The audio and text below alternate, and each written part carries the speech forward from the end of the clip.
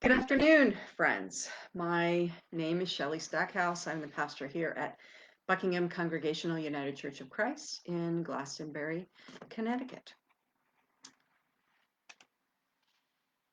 And today I'm here to share with you two Psalms. I missed last week, I was away. And so I'm going to catch us up by doing both Psalms 30 and 31. 30 is not long.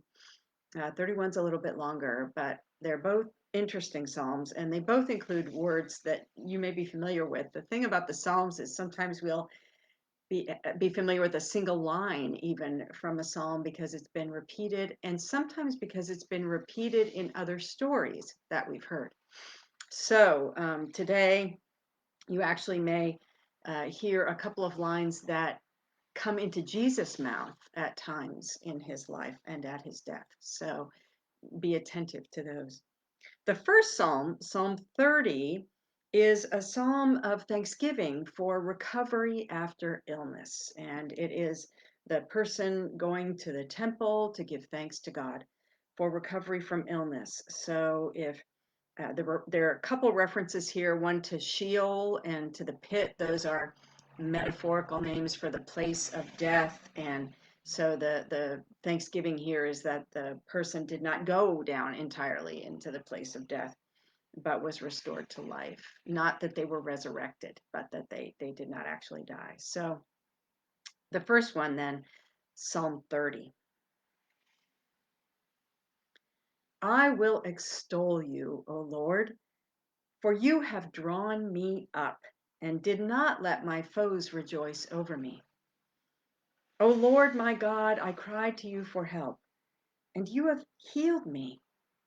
O Lord, you brought up my soul from Sheol, restored me to life from among those who have gone down to the pit.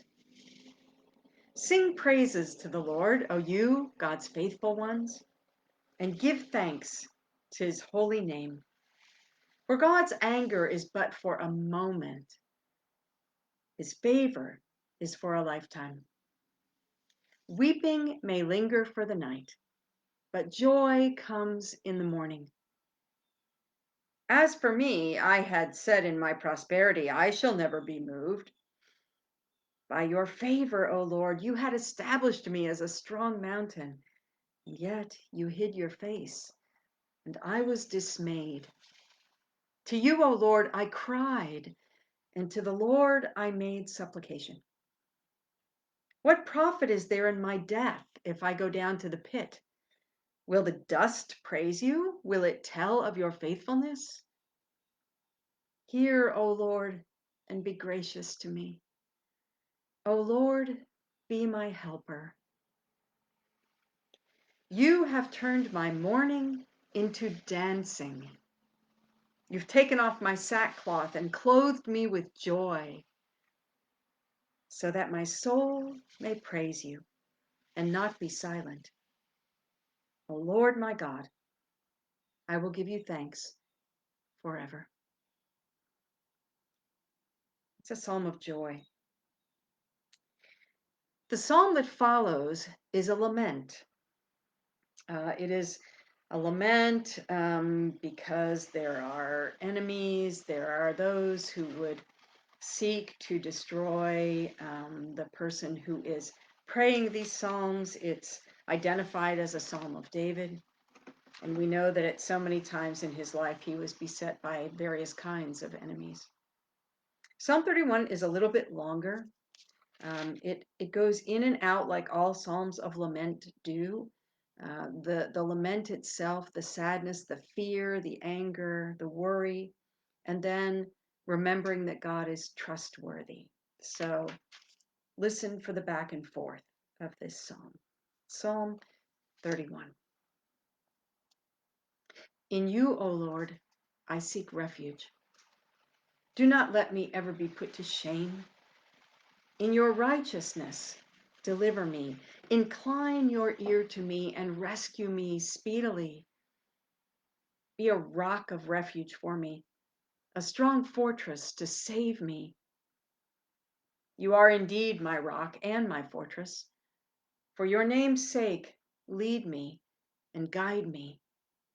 Take me out of the net that is hidden for me, for you are my refuge. Into your hand I commit my spirit, for you have redeemed me, O Lord, my faithful God. You hate those who pay regard to worthless idols, but I trust in the Lord. I will exult and rejoice in your steadfast love, because you have seen my affliction. You have taken heed of my adversaries. You have taken heed of my adversities and have not delivered me into the hand of my enemy. You have set my feet in a broad place. Be gracious to me, O Lord, for I am in distress. My eye wastes away from grief, my soul and body also. My life is spent with sorrow, and my years with sighing. My strength fails because of my misery. My bones waste away. I am the scorn of my adversaries, a horror to my neighbors, an object of dread to my acquaintances. Those who see me in the street flee from me. I have passed out of mind like one who is dead. I have become like a broken vessel. For I hear the whispering of many, terror all around, as they scheme together against me, as they plot to take my life. But I trust in you, O Lord. I say, you are my God. My times are in your hand. Deliver me from the hand of my enemies and persecutors. Let your face shine upon your servant. Save me in your steadfast love. Do not let me be put to shame, O Lord, for I call on you. Let the wicked be put to shame. Let them go dumbfounded to Sheol. Let the lying lips be stilled that speak insolently against the righteous with pride and contempt. Oh, how abundant is your goodness that you have laid up for those who fear you and accomplished for those who take refuge in you in sight of everyone. In the shelter of your presence, you hide them from human plots. You hold them safe under your shelter from contentious tongues. Blessed be the Lord, who has wondrously shown his steadfast love to me when I was beset as a city under siege. I had said in my alarm, I am driven far from your sight. But you heard my supplications when I cried out to you for help. Love the Lord, all you his saints. The Lord preserves the faithful, but abundantly repays the one who acts haughtily. Be strong and let your heart take courage, all you who wait for the Lord. There are several psalms that end with that same sentiment. Be strong and let your heart take courage, all you who wait for the Lord. And I say it to you today as a blessing. Be strong and let your heart take courage. All of us in these times.